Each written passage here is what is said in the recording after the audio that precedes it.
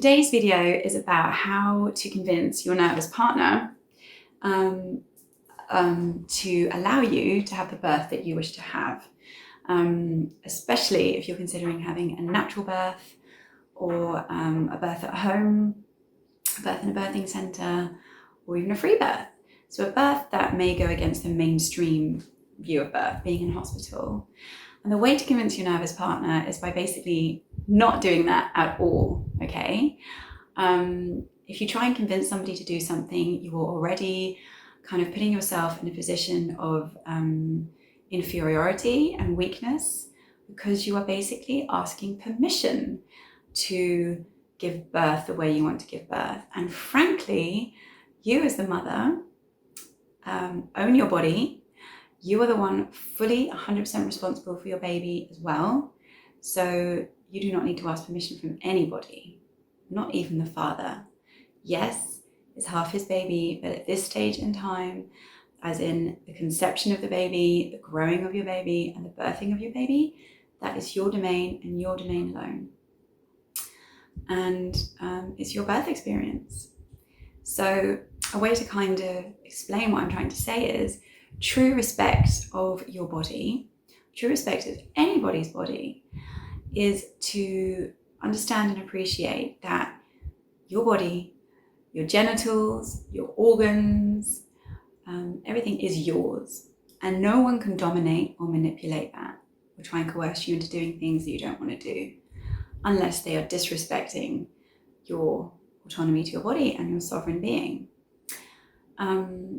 So basically, no one else has the place and the authority when you're pregnant, when you're birthing your baby, like you do.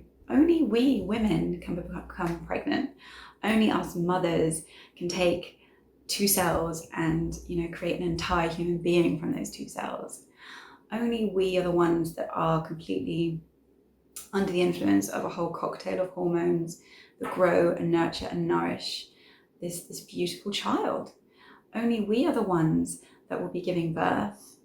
We're the only ones that experience the morning sickness and the pregnancy-induced insomnia and exhaustion. There's only our female bodies that can nourish and grow a baby from the milk that we produce. And so, to be quite frank, the lion's share of bringing a baby into this world, creating it, producing it, birthing it, and then nurturing it, is our role for the first few years.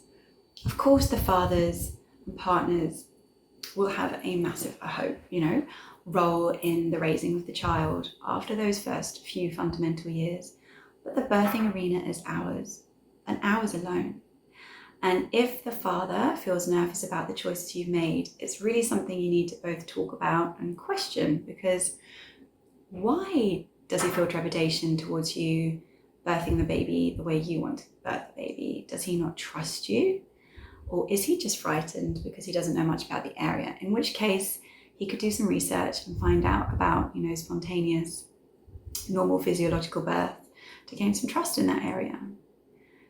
If he genuinely doesn't trust you and doesn't trust your body and doesn't trust your vagina and doesn't trust your baby to give birth, then that's something that, he really needs to deal with. But it's not your issue, it's his issue. So you could say with love and respect, darling, I understand you've got your trepidations and your concerns, but I really hope you can find some information to deal with those issues, because if you want to be part of this birth, then I need you to be a calm, peaceful, centered presence, not someone that's going to railroad it and put me into a state of fear or insecurity, because that just isn't going to work for me. You don't need to ask his permission. You just tell him how you're going to proceed with the birth plan that you have envisaged.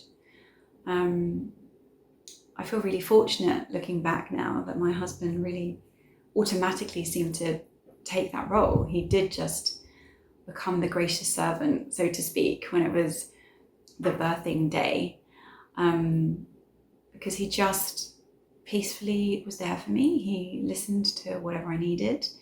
He didn't try and intervene. He didn't try and dominate. He didn't try and take over. He was just respectfully there with his calm energy. and just held the space for me, really. He didn't even necessarily talk or try and take over. He was just there. And if I needed anything, he would help me, but he completely respected that it was my domain and that I knew what I was doing, and he just needed to be there to support me by holding the space and honouring what I needed, which was my privacy, and for my body to do what it knew what it needed to do. It's interesting because before I gave birth to our first son, I really thought that I wanted him to be more involved in knowing about birth, and I wanted him to read all the books and watch all the DVDs and everything that I was watching. And he didn't really seem interested in any of that, and that kind of irritated me, to be honest, because I was just like, why isn't he excited about this as much, and why isn't he taking responsibility for this area? But I think it's because he just instinctively knew it just wasn't his area. You know, his area was to support, and his area was to be there, but I was the one that owned birth. And I'm so grateful now, because I can't imagine how annoying it would have been if he had read up all these things and almost tried to be more of an authority on birth than myself, and then took over and had his opinions and things. That would have been really, really annoying. So I'm glad that he was there as a support role rather than someone that was trying to engineer the whole thing the way he felt comfortable doing it. So yeah, don't try and convince your husband or your birth partner to feel comfortable with the birth you choose. Just you be confident in your own choices, you own it, you be your authority on it, and be very clear that you're not asking for permission from him or from anyone else, not from the OBGYN, not from the nurses, not from the midwives, not from your mom, not from your aunt, that this is what you've decided because this is your body and this is your baby, and this frankly is your responsibility. And if they want to get on board with that, great. And if they don't, that's kind of their problem. And they can take that energy somewhere else, because you're not going to go down that train, and it's not your responsibility to convince them of anything else. What else did I want to say? Yeah, I think it's quite interesting that men have only really been coming into the birthing space for the last 70 years. Before that, in most cultures, they weren't present for that. Whereas now, most men wouldn't dream of not being there, right? But yeah, it really has always been seen as a woman's domain, primarily. And yeah, just own it, ladies. Don't ever feel like you need to ask permission over your own body. I think that's it. Just step into your own power. Yes, it may cause a few rifts initially, but you can never ever blame your husband or your partner for not having the birth experience you want, because if you really want it, you could literally go and rent a hotel room or go to a friend's house if you feel that your home environment or the birthing centre you've chosen isn't going to work out. You know, I have a friend who, when she gave birth to her fourth baby, decided she wanted to do it at home, and her husband was really against it. And instead of going down that road and spending loads of energy trying to convince him, she just basically gave birth at home without him realising she was in labour. She didn't tell him.